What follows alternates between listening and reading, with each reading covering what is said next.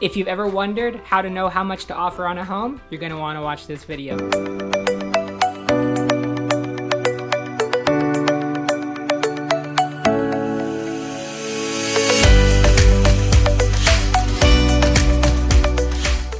All right, so how do you determine what you should be offering for the home?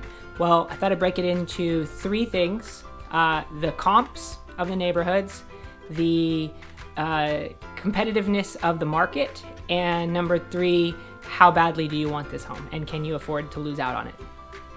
All right, so number one, the comps. I think that anyone who has gone through the home buying process or has started the home buying process has a good idea of what the comps are and why they're important. So the comps are comparable homes in that neighborhood. And so you're looking at the homes that have sold.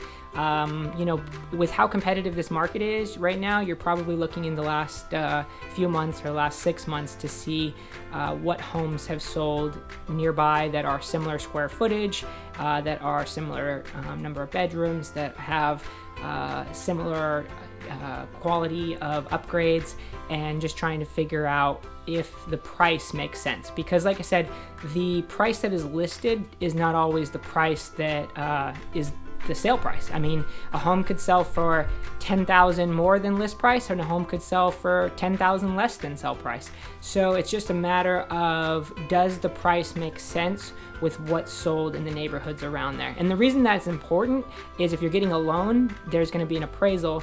The appraiser is going to value the loan based off of the comps that they put together. And so you want to make sure that the price that you're buying that home for is within the pricing of what has sold in the neighborhood recently.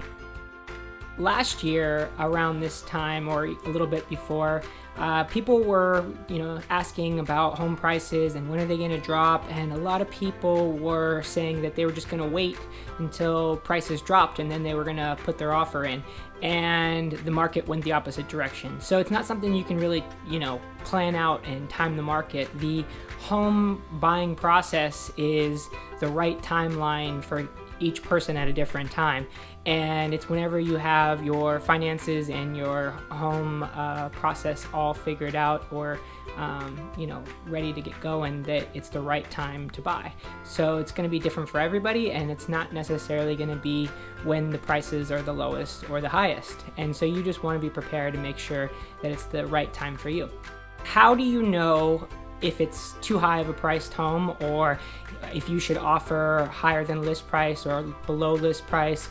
It all depends on the market and how competitive it is, and each home is going to be more competitive. I hear people say right now that every home is selling for $100,000 more than they're worth, and that's not true, because it's worth, like I said, whatever someone's willing to pay for it. But also, not every home is going for above that list price, and not every list price is the accurate price.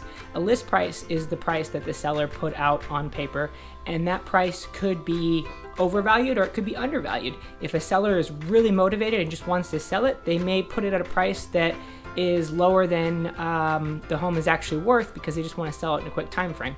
If a seller wants just the highest price they can get, they may price it low to get more competition and more bids, or they may price it high and hope that the market's just competitive enough that they'll get the offers that they want.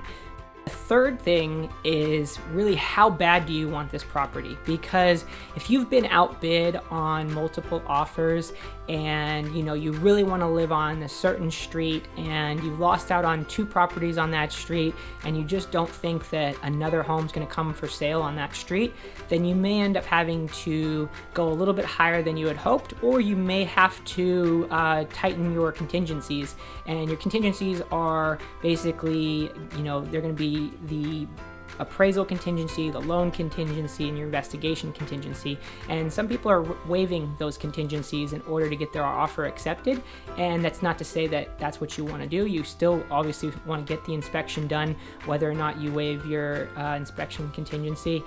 You still want to kind of do your due diligence, but you may have to tighten that time frame if the seller's in a hurry to sell. They may look at the shorter contingency contingency periods as a benefit more than going higher in price. So you have to kind of figure out what the seller is really looking for, what is their motivation to sell, and try to find a way of appeasing that and getting your offer to something that they really want.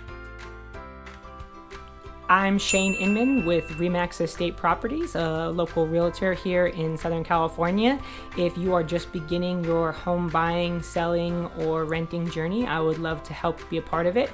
You can comment below with questions or reach out to me via email or text or phone call, and I'd love to help. Thanks so much.